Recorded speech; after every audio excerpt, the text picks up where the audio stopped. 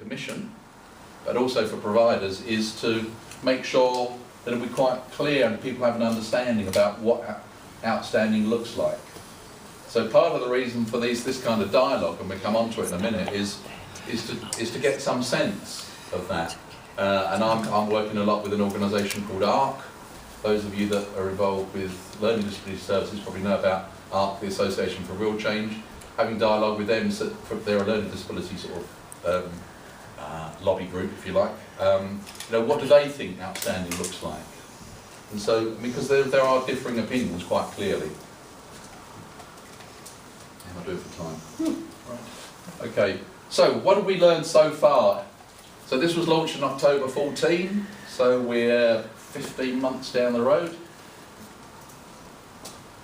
Domains that have a higher proportion of inadequate ratings are safe and well led.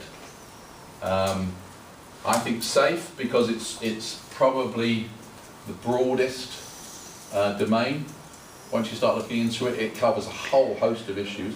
Also, I think arguably it covers a whole host of issues that inspectors feel very familiar with, and it sure as hell includes medicines management.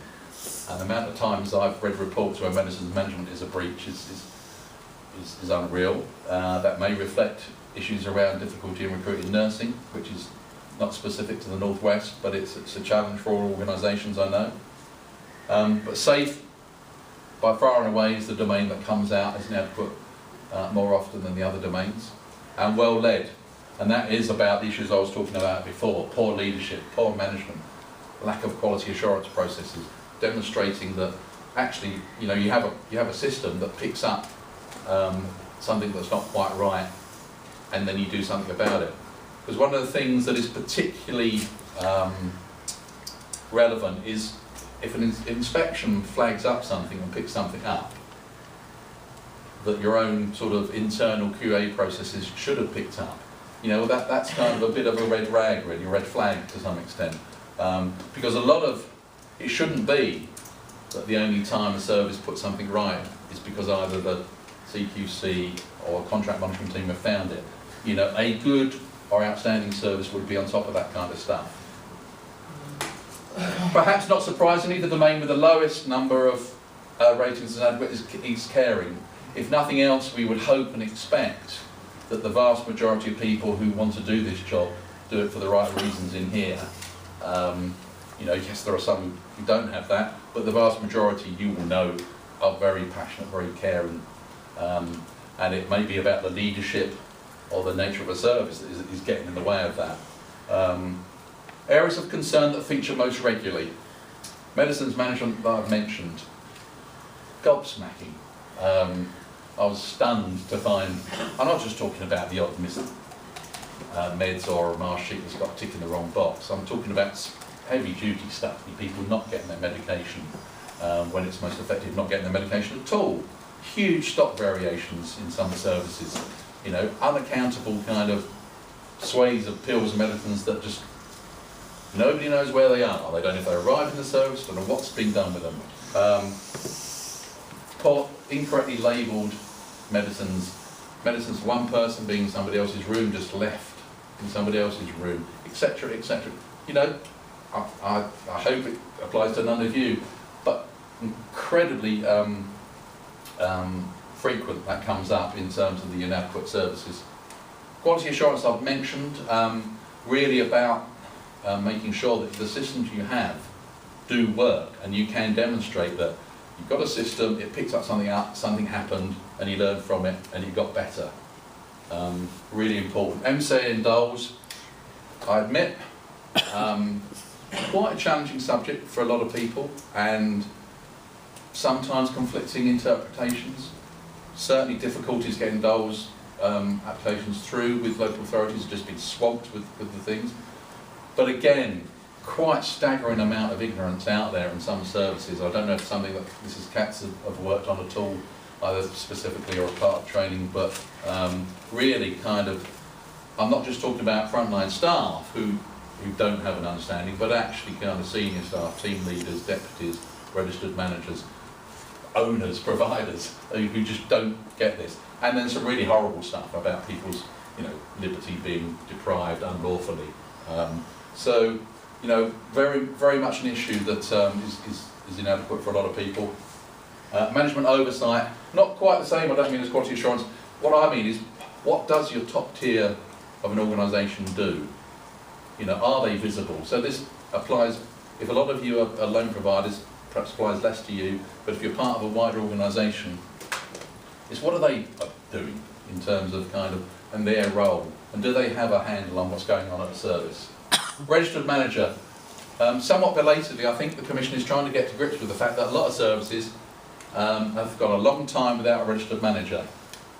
I'm actually a little bit ashamed probably to say that it's, you know, in some cases it can be 12 months, 18 months, longer without anything doing. Now that's an automatic fine now under the new regulations. Not automatic, I shouldn't say that. It's a fine unless you've got a real credible reason why you haven't got a registered manager. You would know, as I said before, the importance of that role. So a lot of focus on the registered manager. So perhaps not surprisingly, a high proportion of adequate services have been larger services, and a high proportion of services rated outstanding have been specialist type services, hospices, learning disabilities. Now I think we can probably understand a lot of the reasons for that. Certainly hospices, usually much better levels of funding, usually much smaller.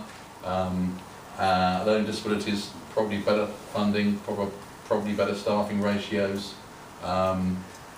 Tending to be much smaller services, you know, a 3-person service.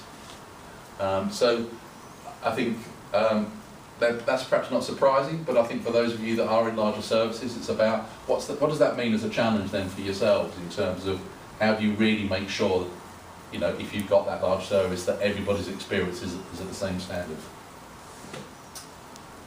Already way past half an hour, aren't I? So is it working? Yes, but I think largely we're getting very good feedback, apart from some of the timeliness issues in terms of delays in getting reports around or responses to factual accuracy criticisms. Generally speaking, the feedback from providers, people using services, families, politicians, is that the new methodology is pretty good. People understand it, they like it, they think it's relevant, they think it does give a decent assessment of the quality of a service. But is it as working well for community-based services? How many DCA providers have we got in the room? Or is it all resident nursing? All resident nursing, no DCA providers. Any supported living or extra care? Gosh, blimey. Oh, one. Holiday tentative. care. One? Holiday care. Oh, okay, so respite, holiday, or just holiday care? Okay. Yeah, in the hotel. Okay. Holiday care. Right, okay. Wow, okay. So not necessarily relevant for you, but I think certainly once the schedule's finished, we'll probably look at some of the key lines of inquiry to think, actually, have we got it quite right for supported living, extra care, and DCAs? Are we capturing the voice of the service user well enough? Those of you that have had reports, if you haven't had an inspection yet, by all means go on the website, and there are examples of outstanding reports on there, outstanding services. And a lot of them, each domain will usually start off with quotes from people who are using services. And that's very deliberate. It's supposed to be placing the people who use services right at the heart of the inspection process. But are we capturing that well enough when people don't have the communication skills that enable them to talk directly to an inspector, whether that's learning disabilities or living with dementia or wherever else? So, you know, one of the things we're looking at is how do we capture that.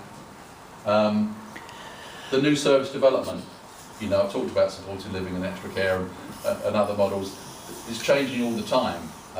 And so the Commission's got to be able to respond flexibly to those developments. And then crucially, and perhaps more sort of in-house, is do we have, you know, the expertise in-house to deal with these kind of range of communication approaches. Experts by experience help a lot, and specialist advisors, but again, we've got to make sure that we can inspect those kind of services as well. Last slide, I think.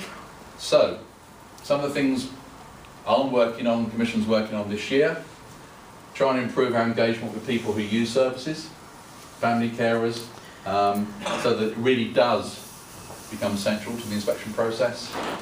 Improving easy read, accessible information, and making sure that, you know, we feed back about what we find better. An engagement program with providers and user groups. I'm very keen on that with my background, but I just think an advocacy organisation, so I think it's essential, you know, because we're in the sector together, as far as I'm concerned. You know, commissioners, providers, regulators, we all want the same thing. We all want really fantastic, good quality care. And so, you know, for me, it's not about them and us, it's about collective. Making sure our inspection teams have the tools to do the job, and then developing the X program. So, I think, I apologise for overrunning. That was me trying to be brief, honest. But hopefully that was what you came here today to hear, learn about.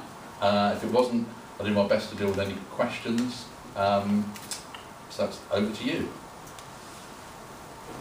Don't be shy. Anyone have any questions? It can't have been that thoroughly perfect that you have no questions. I'll ask a question. Sure. With a CQC inspector, you know, within a specific area, would they have a minimum or a maximum amount of homes that they would be designated through inspection throughout the year? Yeah, interesting. For those of you may be familiar with the Francis report that came out of the Mid-Staffs inquiry, one of the issues that rose, heavily critical about CQC, amongst others, it recommended a maximum caseload for an inspector of 33, 34. So when I joined the Commission in September 14, their caseloads were at 60 because they were half-staffed.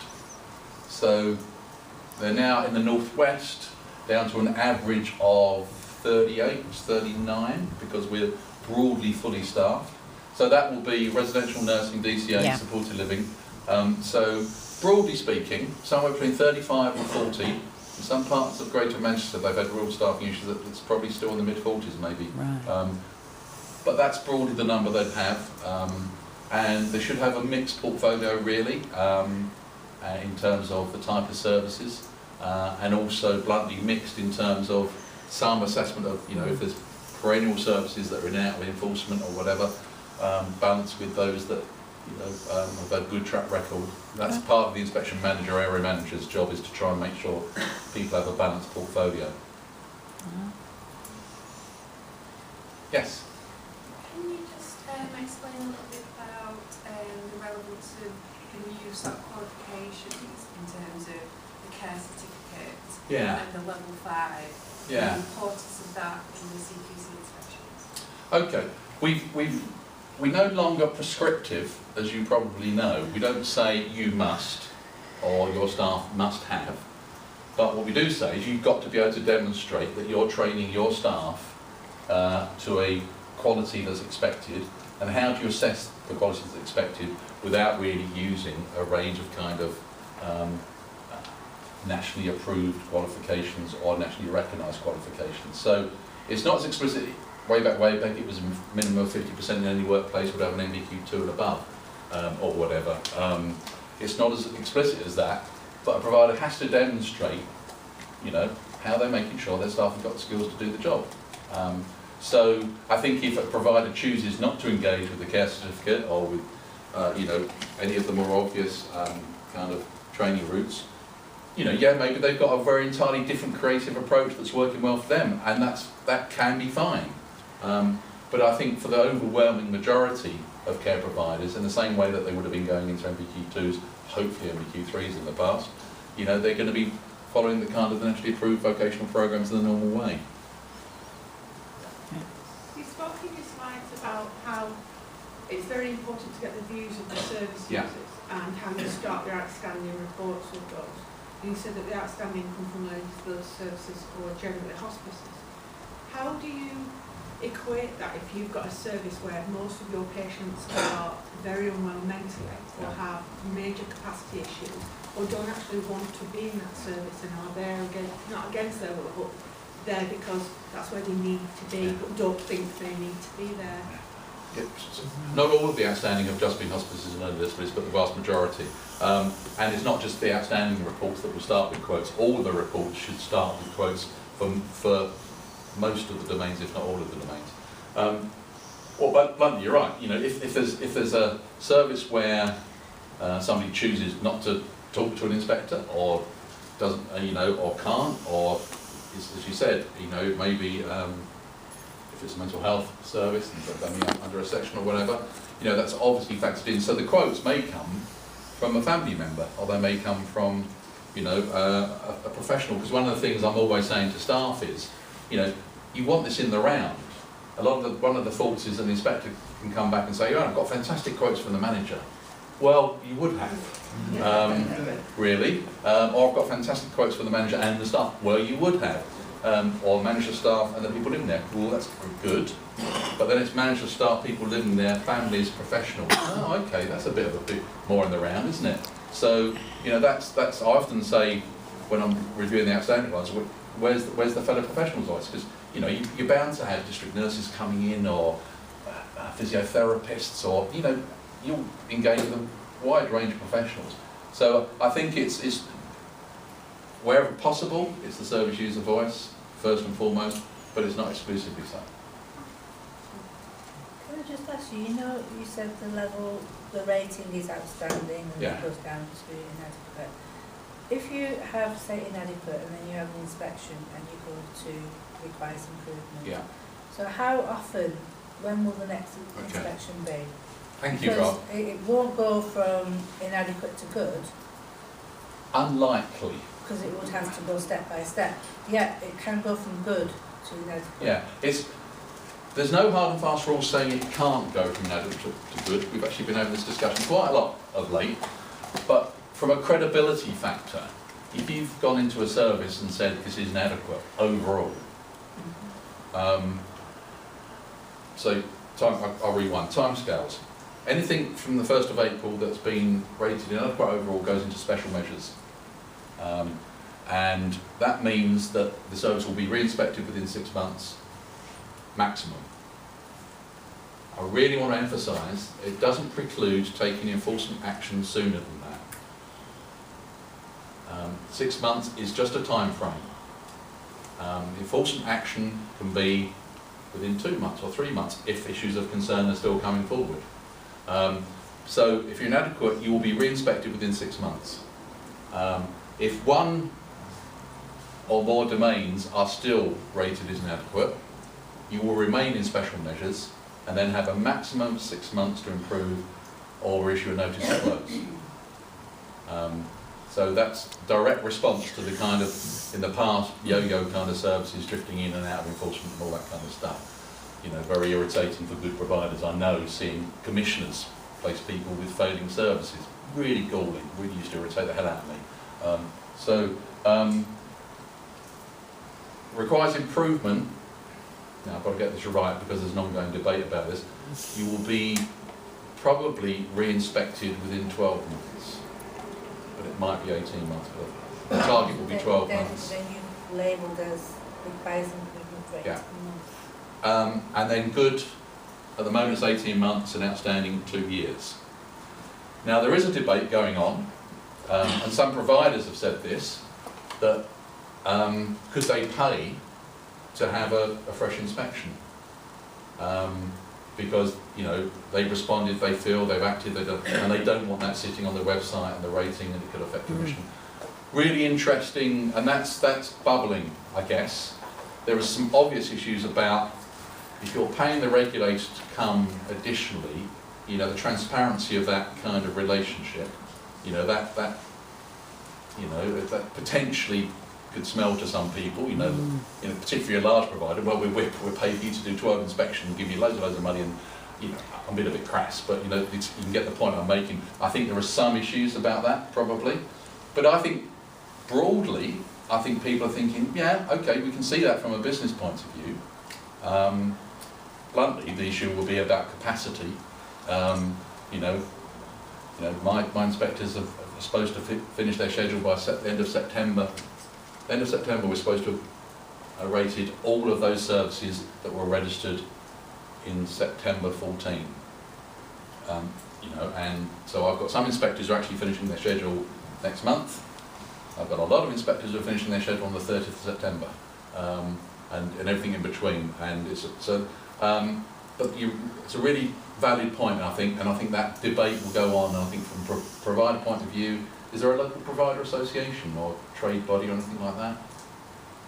No, but I do think that debate will, if you're not part of national care homes or something like that or whatever, you know, that's the kind of dialogue that's happening, because acutely aware that that can financially affect businesses, and that, you know, people can respond. I know from my past experience, you know, often, you know, you get the right registered manager in there, you know, get a real oomph around training and investment and development and culture and motivation, you can shift services quite quickly, you know, and I've had that discussion because there has been 1 or 2 services nationally that have gone from inadequate to good. Caused a hell of a stink, but they were very small services and they demonstrated that kind of stretch, but most it would logically, as you rightly say. The reverse is true often because it's the severity of a breach. You know, really, it's as stark as that. I mean, if something really, you know, if there's a real serious breach that kind of is going to end up... The reason for my question was we took over a care home that was good, okay, but by the time we took over, because it took so long, it was inadequate. Right. So it went from, say, in October to March to inadequate. So now when you take over that care home, we asked for an inspection within three months, they said no, it's too early. So eventually they did come. If it's inadequate overall, then it would be within 6 months. It has to be. Well, they came earlier, right, because we'd asked them to come in, you know, time frame. But she said she was impressed with all the changes and everything. Obviously it was a short period of time, but she couldn't go any more than requires improving. Yeah.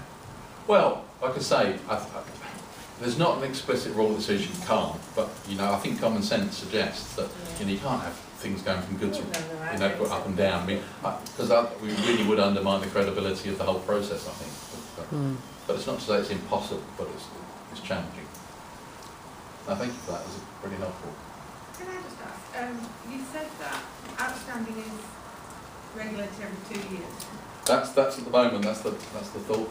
I'm quite surprised by that. I thought that you would have regulated everybody the same, because as we've all learned from our experiences with things like Winterbourne, which got an outstanding rating and clearly wasn't outstanding, that sometimes the ratings can be incorrect. Like this lady said, you may get an inadequate rating that's very unfair. And I think that if somebody does drastically improve or hinder service, and that everyone, if they were all regulated every 12 months, for example, it would be a lot fairer. It seems very unfair that just because someone's got outstanding that they get like special dispensation to have a longer. I think bluntly, I mean, in an ideal world, you're right, that we would inspect every service every year. I mean, please have that discussion with the Department of Health, and they can quadruple the budget, and have, because you know, because bluntly, you know, it's about being able to do the number of inspections, and it's unfortunately is as cold as that. And you know, part of the purpose of the ratings was to try and have some kind of framework. But you're absolutely right. You know, I mean, it is a snapshot. You know, a 1 day, 2 day, 3 day snapshot. But I go back to the intelligent monitoring. I go back to you being the eyes and ears. And one of the things that we are getting better at, and will continue to get better at and prioritise, is responding to that. And just because it's got outstanding, if we get issues of concern, then we're going to be back in. Yeah, because if people report it, for example, you agree. Absolutely. If people reported this legislation for being really good now, you wouldn't go back in and review it. It seems that it's not balanced. Yeah, well, but then the reality is we have to do it on a risk basis, and we are always going to respond bluntly if there's issues of concern. We have to prioritise that. I have that discussion every day with pretty much every team. We were going to do this, but we've just heard about that. Should we go and do that? Well, unfortunately, yes. It'll just go off. You just press that button again. Anything else?